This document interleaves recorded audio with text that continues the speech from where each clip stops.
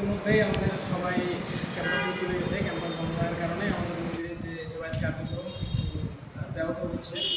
সেক্ষেত্রে আমরা যে একটা ফ্লোর মধ্যে ছিলাম সেই ফ্লোরটা একটু বিঘ্নিত হয়েছে। তো এই ফ্লোতে আসার জন্য আমরা অনেকেই ফার্স্ট ইয়ার যারা আসি কিন্তু আসলে প্রকৃতপক্ষে আমরা জানতাম না যে কে কে আসে।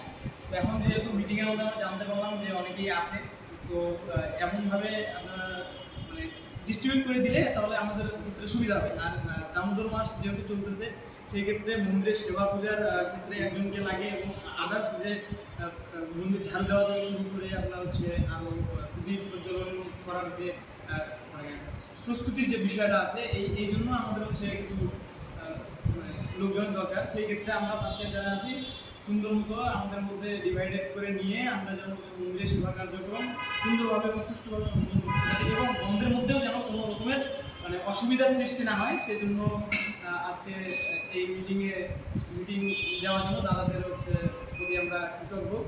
তো শেষে আমি একটা কথা বলবো যে আমরা যারা আছি, আমাদের যারা আছেন, সঞ্জয় বাইরে আসো, যেন এই কয়েকদিন বাইরে আসো মিটিংয়ে ভালোভাবে অ্যাক্টিভ থাকি নাই।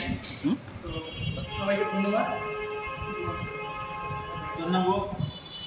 বসে ছোটো ভাই মিতুল ভাইকে এত সুন্দর মতামত দেওয়ার জন্য।